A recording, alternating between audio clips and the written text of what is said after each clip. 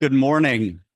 Um, sorry to interrupt your conversation, but I want to get the program started so we have time for our important awards this morning. What a kickoff for Pride in Des Moines this weekend. Yes.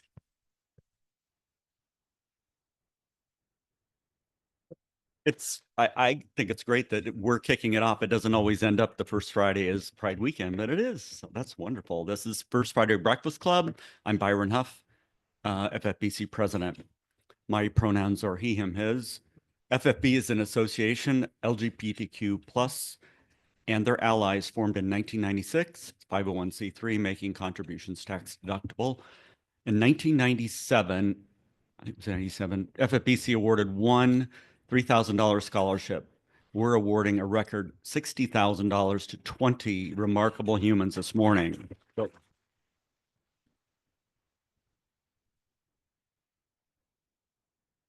So 29 years ago, representing FFBC's very first year on June 7, 1996, Gary Wagenke, I didn't get the pronunciation of his name, but he was our speaker at that meeting, Superintendent of Des Moines Public Schools. I'm just mentioning that because that's who's speaking this morning, Superintendent of Public Schools. So Dr. Ian Roberts was named 15th Superintendent of Des Moines Public Schools in July 2023 with over 2 decades of experience as a classroom teacher, school administrator, and executive leader. Earlier this week, Dr. Roberts was named one of the District Administration Magazine's top 100 educational leader for 2025. That's quite an accomplishment. An accomplished author and speaker, Dr. Roberts has written numerous books and publications about educational topics, including leadership, empathy, and cultural responsiveness. He is passionate about instructional excellence, diversity, equity, inclusion, and innovation in education. Dr. Roberts proudly shares that he was born to an immigrant family from Guyana and spent most of his formative years in Brooklyn, New York. He graduated with a bachelor's degree from Coppin State University and earned a master's degree from St. John's University and Georgetown University, and received his doctorate in urban educational leadership from Trident University. It's a lot of education.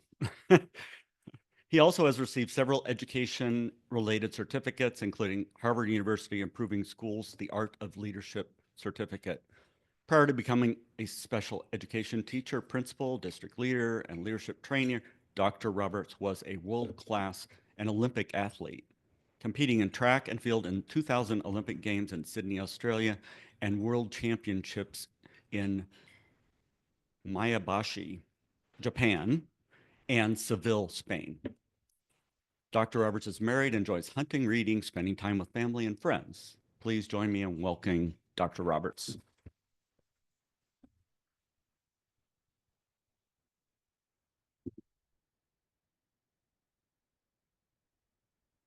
Good morning. My name is Ian Robertson. My pronouns are he, him. You know, this morning as I was meditating my typical morning routine, I wake up in the mornings at 5. I go for a run religiously. Try not to miss any days, but since moving to Iowa about 2 years ago, there's a certain time of the year where I peek outside, and even the discipline won't allow me to get out there. But you heard of my journey. And one of my points of pride now more than ever is the fact that I was blessed to compete on 6 or 7 continents as a track and field athlete. But what's important for you to know is that the journey hasn't always been easy. And I thought about, what do I want to share with this amazing and remarkable group of folks this morning? And I want my message to be titled, "There is so much power in rejection." I would ask you to raise your hand if you've ever been rejected, and you would probably raise both. I am one of 3 boys, single mom. I knew that education was the only way out. And so it's one of the reasons why today, with every single ounce of energy and breath in my body, I fight on behalf of 30,826 students in the Moines Public Schools. And I also collaborate with superintendents from around the country, championing the power and importance of not just public schools, but public school systems that are inclusive, that champion belonging, and to champion diversity, equity, and inclusion.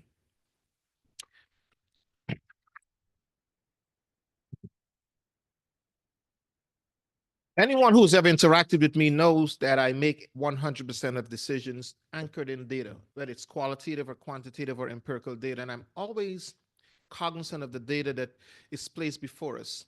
Des Moines Public Schools, for example, 30,826 students. We serve students from 110 different countries, 127 different languages are spoken. 78% of our students qualify for free and reduced meals. And we are certainly a microcosm of the larger PK-12 school community in the United States, where we serve approximately 51 million children knocking the doors of America's schools every single day. And what you ought to know is that for the very first time in the history of pre-K-12 education, in the fall of 2015, the majority of students are minority students, students of color, at about 55%. So the dynamic and the landscape is changing. What you also need to know is that the NCES is one of the most credible education data banks, reported a few years ago that of the 51 plus million students who we serve in America's schools, approximately 20% of them have identified as LGBTQ plus. But what is important to also know is that a part of that survey revealed that 30% of those students shared that they had either considered or attempted suicide. And the reason that they did is because they felt excluded from our public schools. It is one of the reasons why we champion creating safe, welcoming, and inviting and belonging spaces in Des Moines Public Schools, and we'll stop at nothing to do so.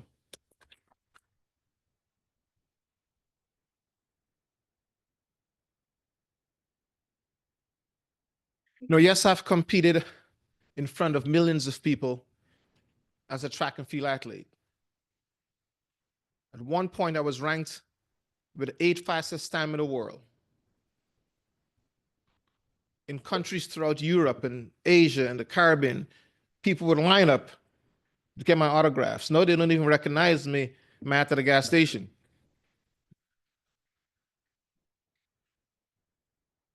But single mom, 3 boys, there was no way that I could afford college.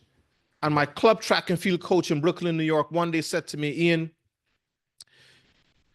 we can probably try to get a partial scholarship. I said, anything would be helpful. And so we got into his car and we left Brooklyn, New York and hit 95 South, and we went to the DC, Maryland, Virginia area. I was rejected by 4 colleges in less than 6 hours. The first coach we got to said, you're not running fast enough. You can try to walk onto the team and then maybe we'll consider you for next year. So my coach and I hopped in his car and we left and we went to the next university. The coach looked at me and said, I can probably give you books to start out, and then maybe after a year or so, if your time gets better, I'll consider a scholarship. And we hopped in the car again, feeling dejected, and went to the 3rd and 4th university. And the 4th university's rejection was a doozy. Coach looked me in the eye and said, I have girls running faster than you. I said, wow. I said, Coach, it's time for us to hit the road and head back to New York. And as we were attempting to get onto 95 North, he said, I remember there was a coach with whom I worked many years ago. Small college, Coppin State, where I eventually got my undergraduate degree, and we stopped over and coach was there. And for you scholarship recipients today, if you haven't thought about it, I want you to think about what we call the proverbial elevator speech. The elevator speech can be a game changer in your life. So we were talking with the coach, and the coach said, you know, I'm rebuilding my team because most of my seniors graduated. And he looked at me and he said, can you tell me why I should offer you a scholarship? And here I am, just having been rejected by how many colleges and universities? Let me see if you're with me. By 4 colleges and universities in the last 5 to 6 hours. And scholarship awardees, that's where my elevator speech kicked in. And I looked him in the eye and I said, Coach, if you offer me any amount of scholarship money, I'm going to train harder than any single athlete you've ever coached in your life. And you can access me to come and train 24 hours a day. Left and I went back to New York, and 2 days later, I got the call and the coach said, I've thought about it, and I'm not going to make an offer based on your current performance, but I'm going to make an offer based on your potential. It's one of the reasons I lead today by not judging people, either students, teachers, leaders, anyone with whom I've worked in the last 15 years, they will tell you that this is my mantra. I don't believe in judging people based on current performance, but in considering their potential. And let me tell you why. I came to Coppin very early in July. I asked Coach if I can come early and start to train. He said, but no one is here. I said, Coach, I want to keep my commitment. And I got there, and if you've ever lived in the dorms, those little refrigerators you have in your dorm rooms, I wrote the names of those 4 colleges and universities. They're all Division I colleges and universities. And I took Scotch tape and I pasted it on my dorm room refrigerator door. And I held it there for the entirety of my undergraduate career. I was an NCAA All-American multiple times, but here's what is interesting to note. I never lost a single 800 meters to any athlete from any one of those 4 colleges or universities.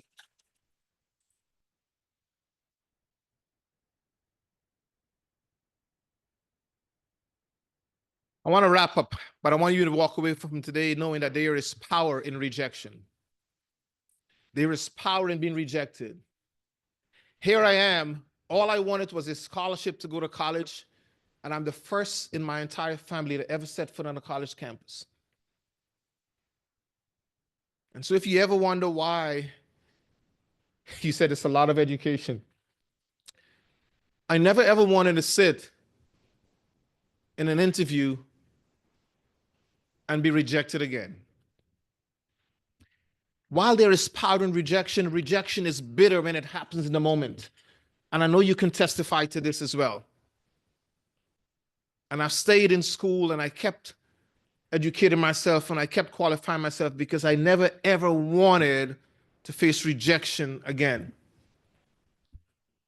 And so I competed, winning races all over the world.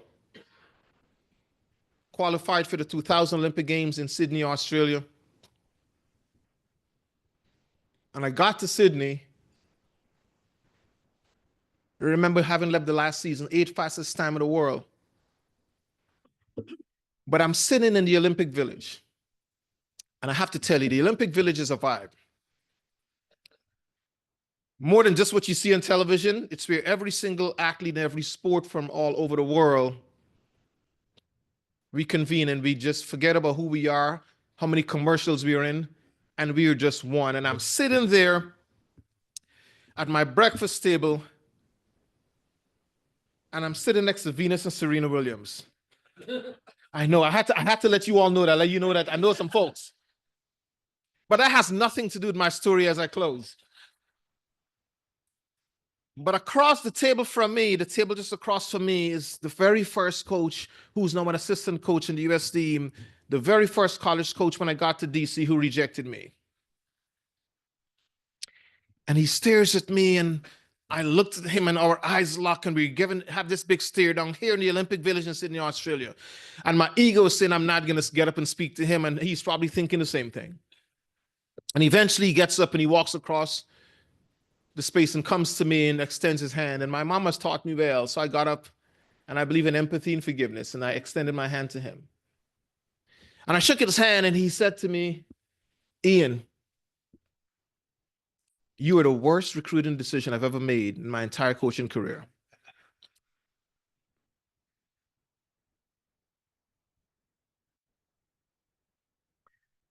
Even today, 25 years later, that still makes me emotional.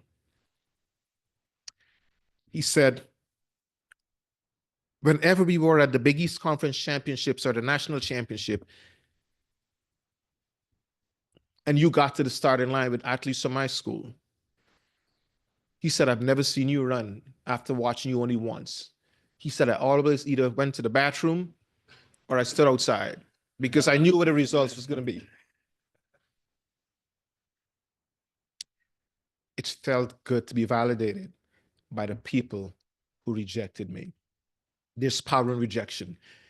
Keep your head up, stay true to who you are, and life will continue to bless you on your journey. There's power in rejection. Today, as the superintendent of the Moines Public Schools, we are reimagining what the Moines Public Schools should look like. We've embarked upon this ambitious and audacious journey to bring signature programs to the Moines Public Schools. Signature programs are schools that are going to offer STEM, extended CTE programs, and we are expanding our Montessori offerings. Coles Montessori, as many of you are familiar with, is the first public Montessori school in the state of Iowa. Coles Montessori is the #1 performing and #1 ranked middle school in Iowa right now for academic achievement. And the question that I asked my team when I came on board 1 year, 11 months, 6 days ago, well, who's counting? Was why aren't we expanding the Coles Montessori model if it's producing such high results? And my team, give me some reason as to why we need to do some research. And I said, that's the problem with leadership. We're too decision averse. Be bold, disrupt systems. And so we've expanded our Montessori offering. Now we have Finley Elementary is a Montessori model. We've started a Montessori pilot at Pleasant Hill. And the next year we're adding a Montessori on the south side because we want to have the Montessori program offering throughout every single geographic region in Des Moines. We're going to have Jackson Elementary as a Montessori school. Our reimagined education plan is bold, but I believe it's going to get us back to this place of preeminence that Iowa's public education systems once had in this country. I remember being a student on the East Coast in education courses, and when we thought about an exemplary education model and state, it was the state of Iowa. And as the largest public school system in this state, I believe that it's important for us to model what it means to lead the way by reimagined education. And by 2030, one of our big and ambitious goals is that every single student who walks across the stage from one of our 5 comprehensive schools or a virtual school will have not only a diploma, but a diploma plus an industry recognized certificate, a seal of biliteracy, or both. I want to ask you to join me on the journey over the next 5 years as we truly reimagine education in the Moines Public Schools, knowing that we are a school community that values creating a sense of belonging and will open up our doors to anyone who knocks on those doors, regardless of who you are. Because my testimony and experience in rejection drives and inspires who I am today. Awardees, congratulations to you all. First Friday Breakfast Club, invite me back soon. Your food is delicious and your hearts are warm. Thank you.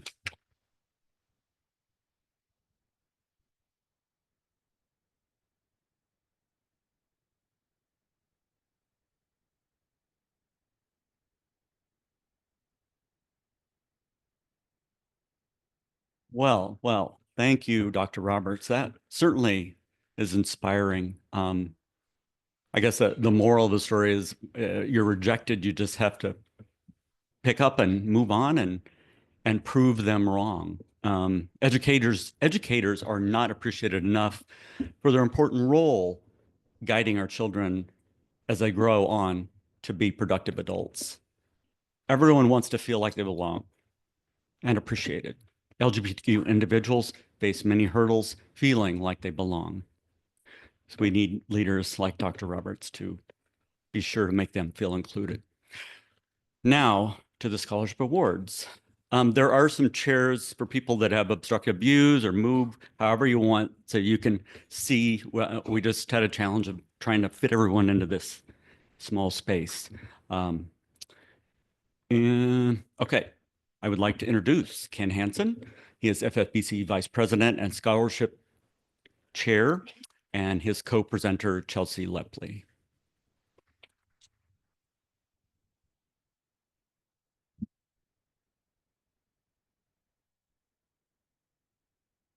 And I do want to make sure if you're in the other room and can't see where you want to see, please, there are chairs there, or drag a chair forward if you want. And we do have a few empty ones, so don't be shy about moving. Before we start, our president, Byron Huff, and his husband, Jim, last week celebrated 30 years of life, love, and partnership and marriage. And I think that deserves a round of applause.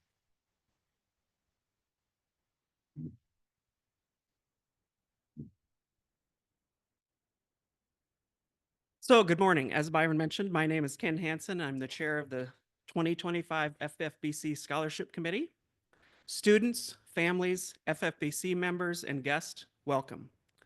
We are so happy you've joined us this morning to honor 20 outstanding student leaders who have significantly fought homophobia and promoted LGBTQ+ acceptance in their Iowa high schools and communities.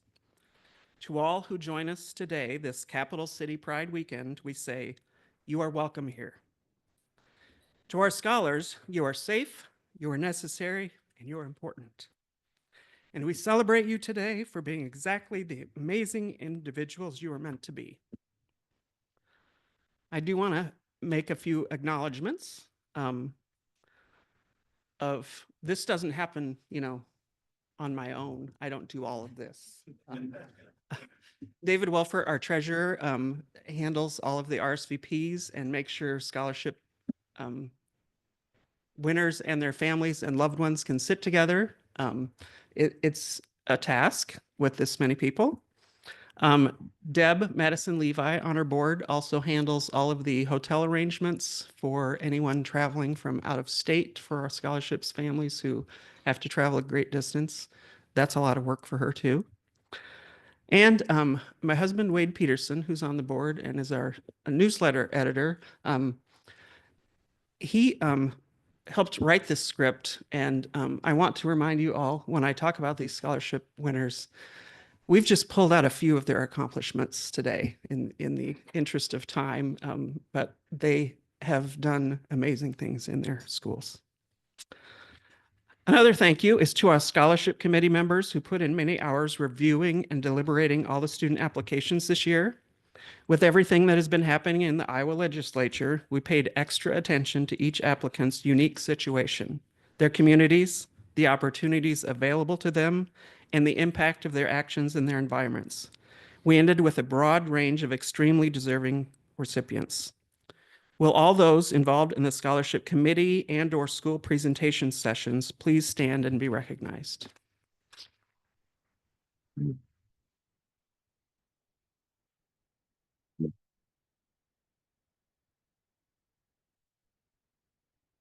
It is a lot of work reading through all the scholarship applications, so I can't thank them enough. We also want to thank every single donor to the FFBC Scholarship Program. Without you, we could not make this happen. We hope everyone will take the time to look through the table program at the names of all of our amazing, generous donors. We were excited to set a record for scholarships last year, but today marks another incredible milestone.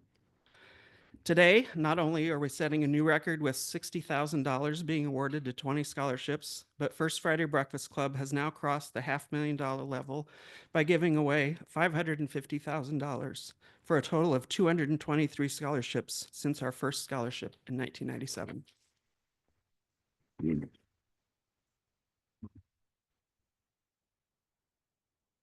Each scholarship awarded today is for $3,000. We especially want to thank and acknowledge the nine of our 2025 scholarships have been underwritten for the full $3,000 amount. We absolutely love and appreciate the generosity of our amazing underwriters. We would like to recognize them now by name, but you'll also see their names in the PowerPoint slides of the scholars and in your table programs and on our donor posters. Our 2025 underwriters include Trudy Holman Hurd through the Dave and Trudy Holman Hurd Fund, Phil Bronner and Ted Johnson, Dr. Randy Swartz, Gary Moore, John Karstensen and Scott Valbert, the Polk County Community Betterment Grant through the support of Supervisor Matt McCoy, Jim Sturba, John Charles and David Nelson, and the Trudy Holman Herd in honor of Tracy Lewis and Rick Goebbels. Please show your appreciation for these amazing sponsors and allies.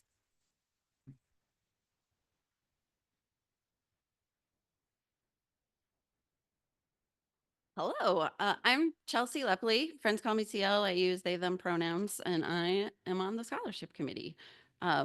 Very briefly, I wanted to say that I started what I think was the first Gay Straight Alliance in Iowa, the first year that these First Friday Breakfast Club scholarships were awarded in 1997. And it's been so powerful to see how GSAs and how student organizing has come such a long way. So I personally am proud of the progress you made. On behalf of folks everywhere. In the interest of time, we are going to focus on the students' efforts to promote LGBTQ plus acceptance and fight homophobia in Iowa high schools and communities. You impressive students have taken on leadership roles in local, state, and even national organizations, demonstrating a lot of personal passion. These students are really impressive. They're academic scholars. They participate in school organizations, clubs, sports, and of course, fine arts. And most of the scholars have part-time jobs and other commitments too. One more group of acknowledgements. The family and friends who are joining us today in support of our scholarship recipients. So we know each person here has personal experience of supporting a child, sibling, student, or friend. And in the end, it's the support of these folks that has helped young people become the strong and impressive leaders that we see today. So families and supporters, as you're able, please stand and receive our appreciation for that.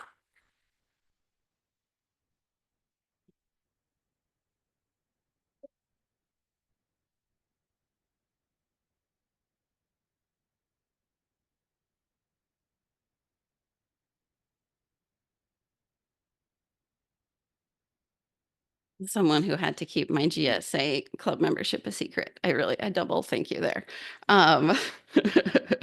So today is about all of these wonderful young adults. So we want to get to it. Awardees, when we announce your name, you can make your way to the side of the podium here as we share a few words about you based on scholarship applications.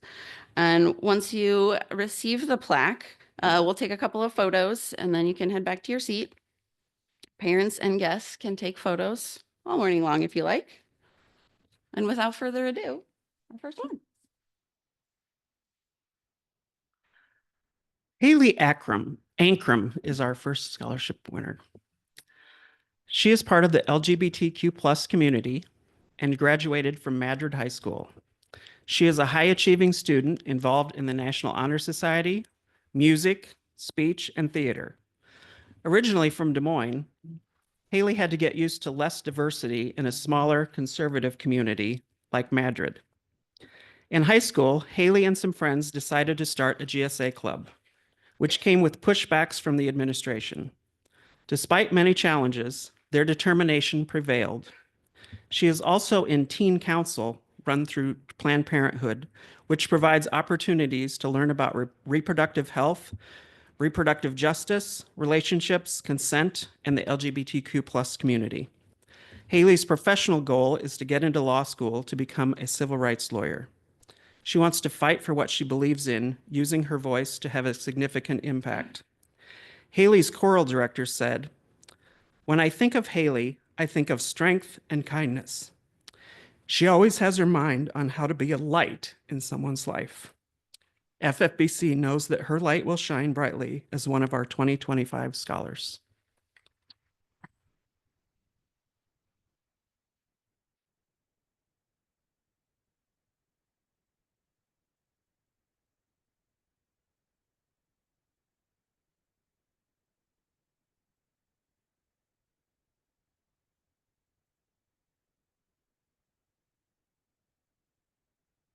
Our next scholar is Perseus Batista Pedro from Waterloo West High School. Percy grew up attending Pride celebrations and, inspired by their mother, became involved in activism. Being transgender, Percy wants every child to grow up in a world where they can imagine a future for themselves. Percy is an academic all-star and a fierce advocate for school policies in defense of marginalized peers. Not only did Percy work to start a GSA in school, they also put together a presentation for teachers on how to become better allies to LGBTQ+ students. Very notable is Percy's work with Lambda Legal in 2022 to file a lawsuit against Iowa's version of the Don't Say Gay law. Percy's public testimony about experiences of harassment as a transgender student was significant. Nathan Maxwell, the senior attorney for Lambda Legal, said, "Percy knows who he is, and he knows that he has something worthwhile to contribute to the world." Very true. Percy will attend university in Portugal to study painting, then use that degree to establish a career as a tattoo artist, providing a safe space for queer people in Portugal. Thanks for being.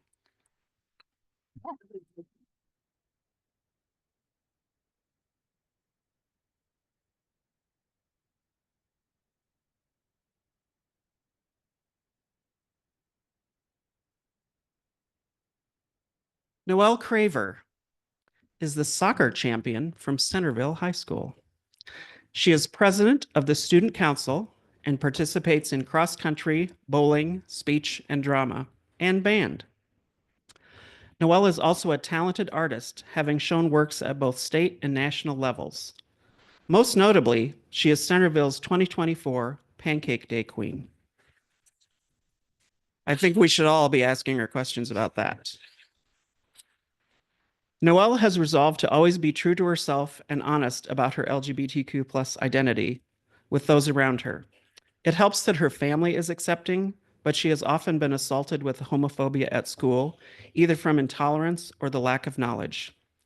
A group of upperclassmen LGBTQ+ friends helped her turn this around. Noelle now uses her strength to educate underclassmen who use homophobic or racist language. She will attend a 4-year university to major in fine arts with a minor in business. Noelle hopes to join a collegiate LGBTQ+ organization to gain even more knowledge of issues facing other members so she can take more action in her own community. Her teachers tell us that she will be a wise investment. We agree.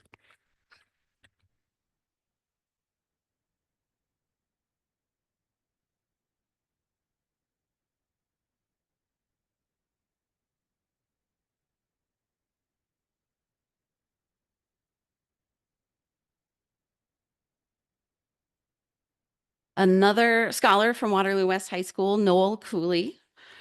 Noel vows unapologetically to be his authentic gay self, to inspire others, not to hide in the shadows.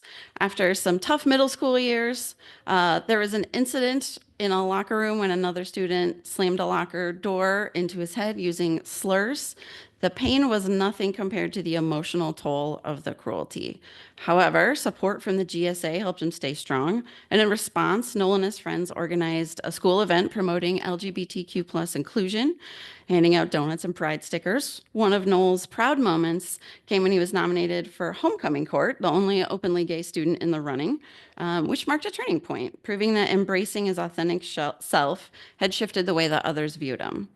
Noel's professional goals include attending the University of Iowa, majoring in art and anthropology. His curriculum director told us his internal qualities remind adults that being honest and advocating for others is a life worth living. Thank you for being unapologetically you.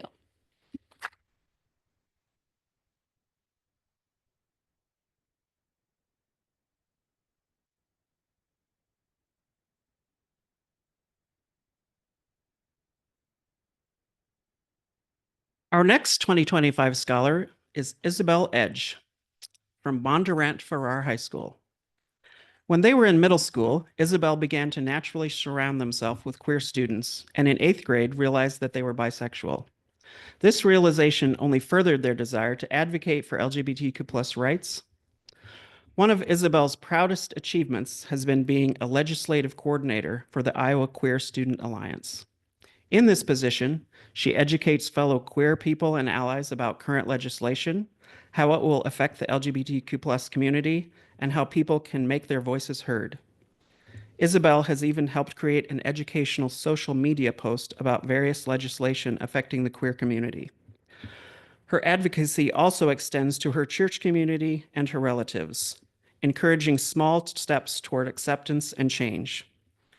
A previous FFB scholar told us that Isabel is a leader, a champion of change, and a passionate young advocate. Isabel is going to attend Drake University to double major in American politics and Spanish with a minor in history. Afterward, they plan on attending law school to become an immigration attorney. Bravo.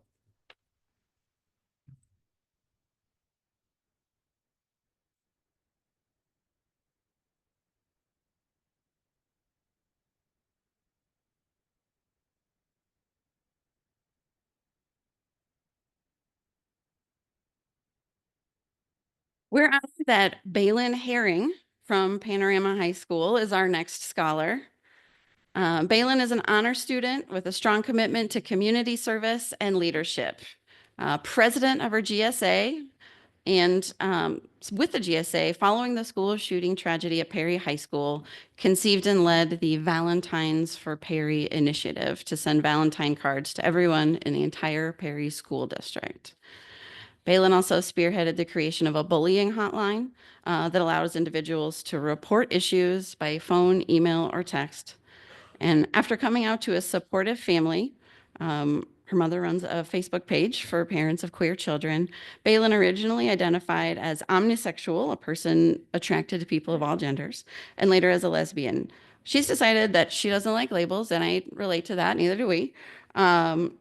Even with her queer identity, she regrets that so many other queer students simply don't see a future life for themselves in Iowa. Balin plans to attend the University of Iowa to major in biomedical engineering and political science, and then continue on to med school. Thank you for inspiring us.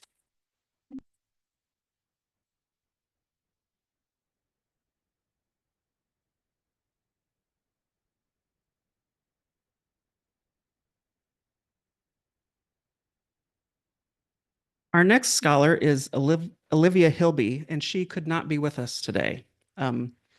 When Deb Madison Levi was making the hotel arrangements, Olivia let us know that she had gotten a jury summons for this week. And so we're going to talk about her anyway. FFBC is thrilled about Olivia Hilby, a scholar from Wahlert Catholic High School in Dubuque. A strong Catholic upbringing did not allow much room for acceptance of same-sex relationships, and Olivia now cringes at this indoctrination. But in middle school, her views began to change with access to a phone and social media. Her empathy led her to believe that everyone deserved human rights. Olivia's revelation of being a lesbian pressed the issue of LGBTQ+ rights. Olivia used her service, faith, and love to strengthen her leadership and advocacy, leading her to being elected Social Justice Club president.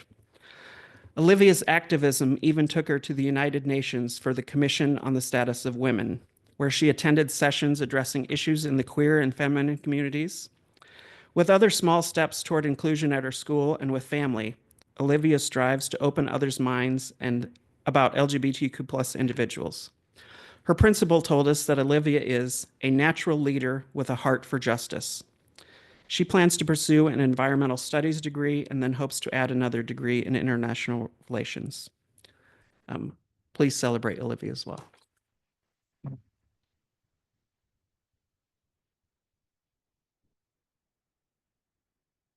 So we also congratulate our next scholar, Evan Hugel from Ankeny High School. Evan is a gifted transgender student who describes himself as an open book that battles misinformation, welcome, and shows up for fellow queer people. To combat fear, they decided to step up to educate other people through patience and understanding.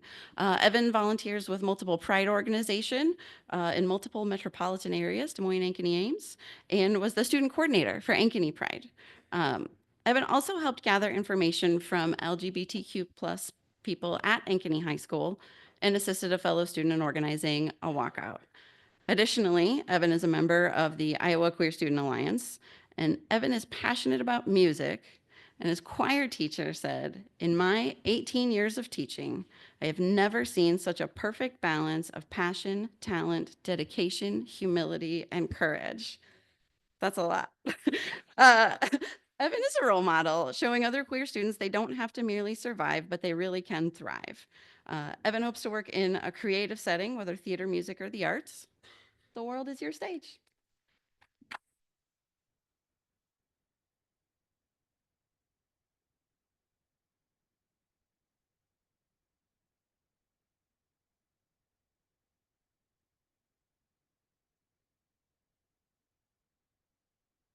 From Springville High School, east of Cedar Rapids, Katerina, or Katie, Lobengeyer is another 2025 scholar. In rural communities, topics pertaining to the LGBTQ+ community are often areas of uncertainty. Katie always makes time to answer questions and to uplift others. She says, "I am loud and annoying and there for them.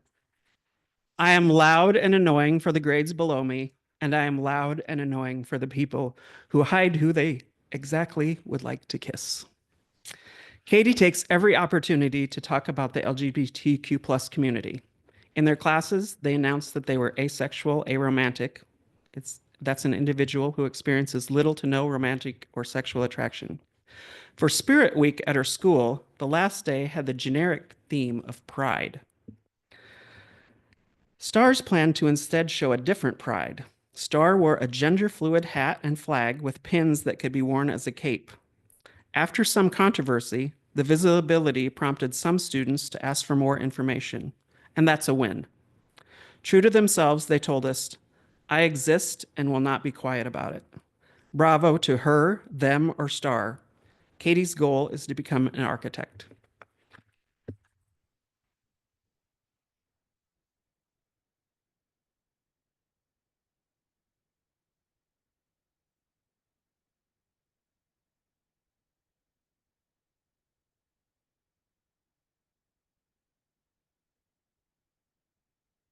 Our next scholar is Liam Madison from North Polk.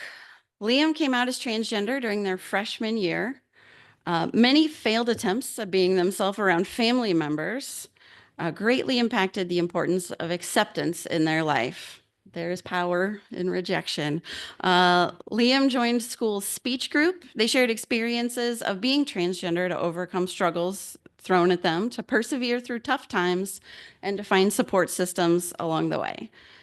These speaking opportunities did help reduce homophobia, not just at school, but for students from other communities who watched them perform at speech competitions. Through private conversations with questioning friends, Liam learned the value of loving and supporting someone. Liam's also been working on writing a personal memoir that spotlights his struggles. His band director talks about his passion for LGBTQ+ rights and his dedication to fostering a more inclusive environment, even calling him a powerful force for positive change. After high school, Liam plans to attend college for a degree in aviation and would like to minor in music. Congratulations.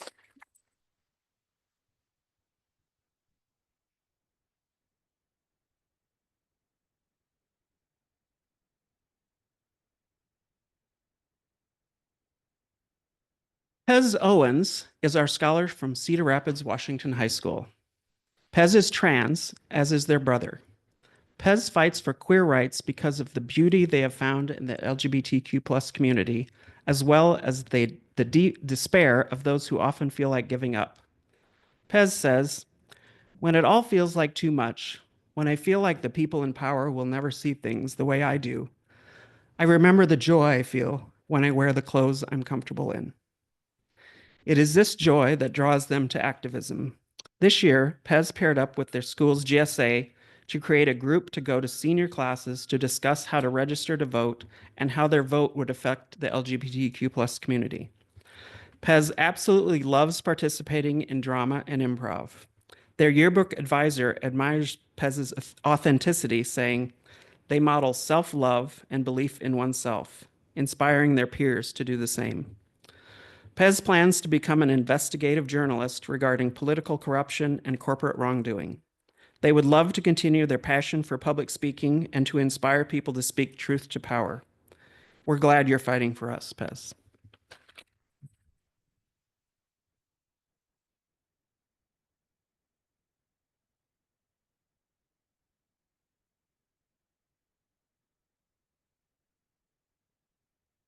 Our next scholar is Toby Pinegar, who graduated from a class of 28 at Linville Sully High School.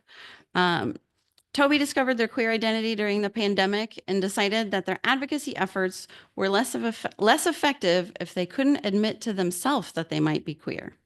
So they stopped worrying so much and focused on how their comfort in their own identity would help others feel even more comfortable in theirs.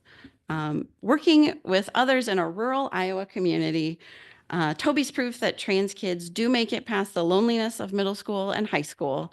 Living in a small conservative community can be challenging, but Toby has helped create safe spaces for LGBTQIA+ students by working alongside Iowa Safe Schools in an attempt to form a GSA.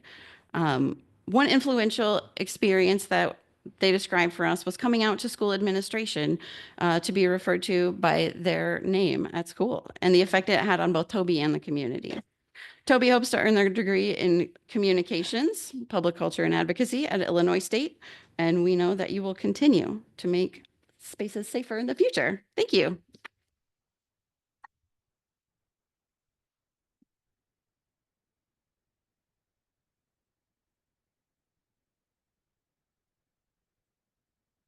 Jocelyn Purdy is our scholar from English Valleys High School, graduating in a class of 31.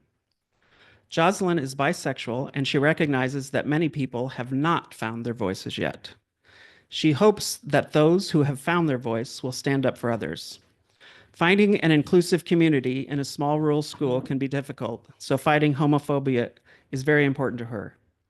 At a previous school, she was one of the first openly LGBTQ+ students.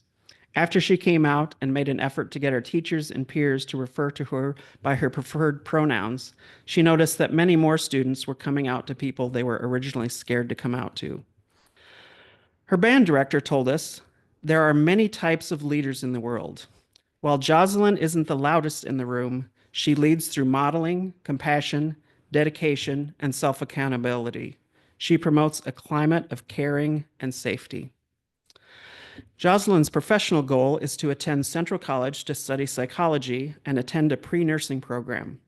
After college, she plans to become a psychiatric nurse. Jocelyn, thanks for being a role model who has found her voice.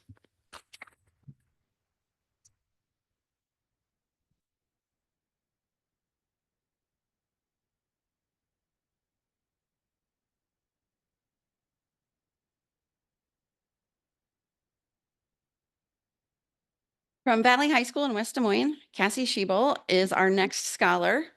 In 2016, Cassie began to understand her gender identity as a trans woman, but it took a long time to feel ready to come out. According to her dad, who's been teaching at Valley for 22 years, Cassie was possibly the first transgender girl to wear a dress at school. Since then, other trans girls have also worn skirts and dresses to school, and we can't say with certainty that Cassie's responsible for that, but I think that she did play a role. One of Cassie's teachers said she's put in the work and dedication required not only to succeed, but to thrive. Cassie's also been involved in debate since middle school, integrating a lot of transgender literature and philosophy into debate cases, providing detailed and nuanced perspectives on trans issues to a huge variety of schools from across the country. Cassie hopes to have a novel published by the time she graduates from the University of Iowa and continue creative writing on her own time, working for a news organization. Way to go. Thank you.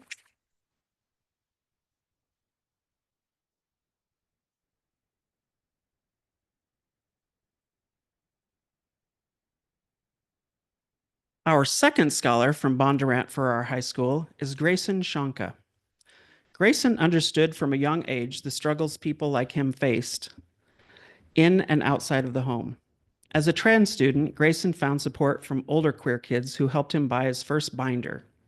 He always remembers what these others did for him, and he's doing everything he can to be that same support for younger students. He wears pride pins everywhere and brings up LGBTQ plus in history in class whenever he can. He is the president of the GSA and happy to be a symbol of safety for those around him. Grayson works at the Iowa Queer Student Alliance as a legislative coordinator and a student ambassador. He also joined the Des Moines Teen Council, which is peer education group under Planned Parenthood. Through these groups, he has actively spoken at state, Senate, and House subcommittee meetings to fight for queer rights. Grayson plans to attend New York University to study film and television production, eventually hoping to be a screenwriter and director for television. Thanks to your amazing leadership and advocacy, Grayson.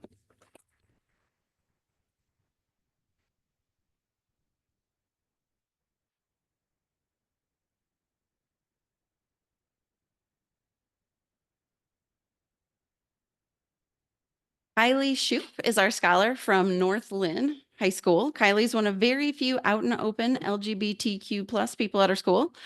Coming out to parents and family was a breeze because her family was supportive.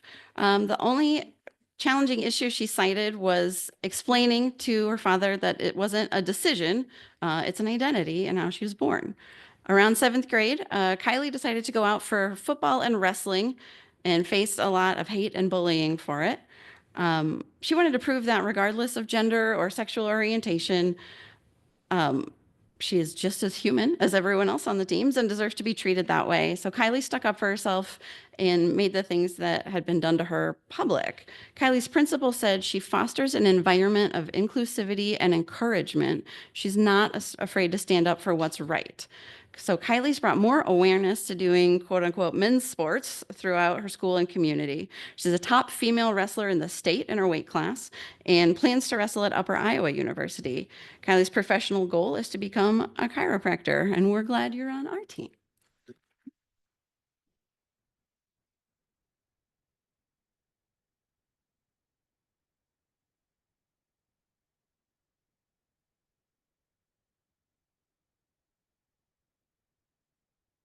Cameron Smith is a local scholar from Des Moines Roosevelt High School. Being transgender, Cameron has been coping with recent legislation that makes him focus on his own safety and which prevents many LGBTQ plus people from simply being happy. As an aspiring musician, Cameron became involved in the Girls Rock program. This inclusive camp changed his life for the better and gave him the love and acceptance he desperately needed to grow into his trans identity and fully accept it. His instructor called Cameron a friend and mentor to those who need it most. He is someone the youth in our program look up to and want to become. Cameron is also part of an openly queer trans band, which performs around the metro. They write songs about queer joy and discrimination to bring awareness and to be visible to others. Cameron's goal is to study music business in a different state where he has civil rights protections. He also would like to become a manager for LGBTQ plus and minority artists. He hopes to volunteer with other LGBTQ plus organizations in his college town. Rock on, Cameron.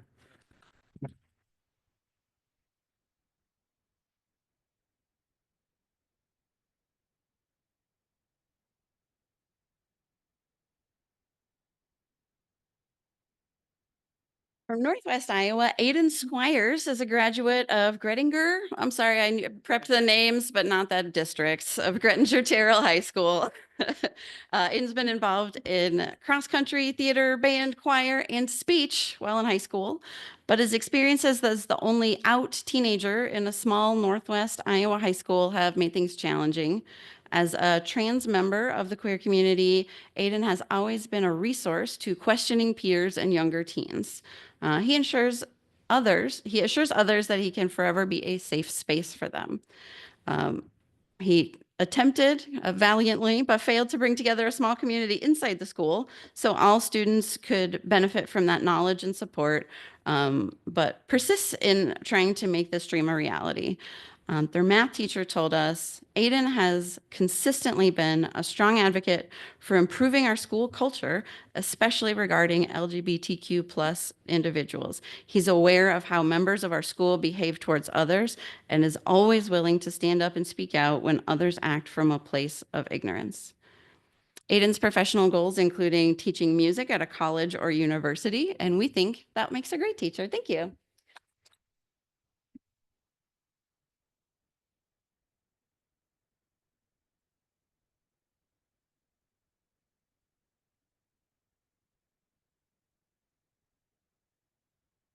Landon Stanley is our Marshalltown High School senior. Landon knew he was gay from an early age. Growing up queer in a diverse adoptive family shaped his understanding of homophobia and equality. His experience as the gay kid in a rural elementary school with Hispanic siblings and being a drag queen throughout middle school and high school made him virtually impossible to ignore. Landon's love for competitive dance, fashion, and makeup led him to create the drag persona Lonika Larice Knight, who left many people curious and stirred discussion among other students and teachers.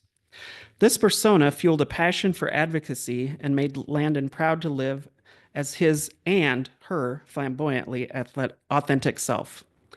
Landon was voted runner-up for Homecoming King and rode in the parade in full makeup and cheer uniform before showing up to the coronation in full drag.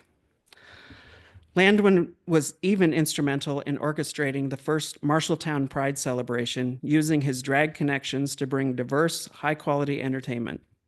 Landon's long-term goal is to work primarily as a travel ER nurse while saving money and doing drag. Thanks for slaying everything you do, Landon.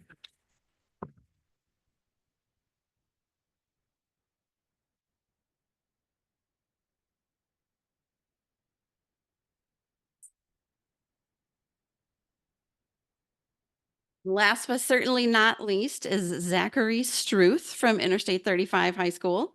Zachary has been out as a queer student since 6th grade. Zachary was raised in a household that valued equal treatment and empathy and kindness. So he was easily able to accept himself and begin supporting friends who are also exploring their identities. Zach wants to see a world of peace and love where differences are celebrated and embraced. His freshman year, Zach helped with a few friends start a GSA. He's entered art and writing competitions in which many of his pieces, including digital art, poetry, memoir, have spoken to his experiences. Zach's counselor said, Zach has emerged as a brave and vocal advocate for LGBTQ+ students. He leads with quiet strength and compassion, creating space for others to feel seen, heard, and accepted. His courage to be unapologetically himself is making a difference in the lives of many, even beyond what he may realize. Zach will pursue a degree in graphic design in college. Congratulations on being an artist and an advocate. Thank you.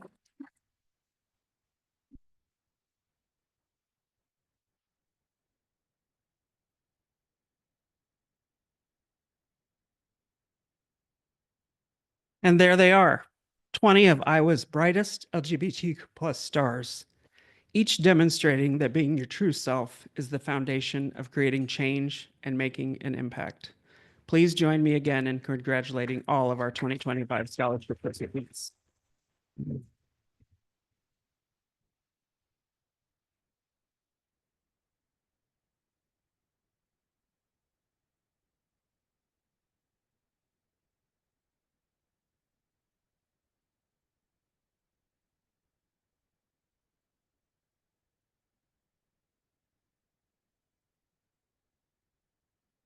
Scholarship winners, pay attention to this. Wade Peterson, the guy taking the pictures. We would like some outside official group photos. So if you would all meet him over by the registration desk, he'll take you as a group outside. These photos will soon be available for you to download on our website. Parents and guests, please remain behind until they return shortly. And you don't need your plaque outside, scholars. Parents and guests, you will then be able to snap some individual and family photos as well. Outside, scholars can introduce themselves to each other and do a little networking. We hope you can begin some friendships that will allow you to stay in contact with each other as you head off to your college adventures. We invite everyone to spend some time here at the beautiful Hoyt Sherman Gallery and Theater. Thanks to everyone who attended today, and we look forward to your continued support next year which will mark the 30th anniversary of First Friday Breakfast Club. Please spread the good word that there is hope and joy in the state of Iowa. Happy Pride, and thanks for being here.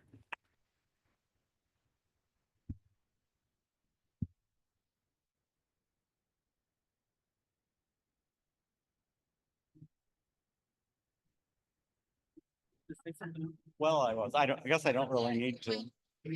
I don't need to.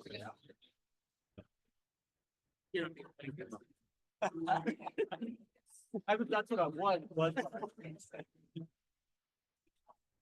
You made a nice end. You told me yesterday you were gonna do it. But we're on there.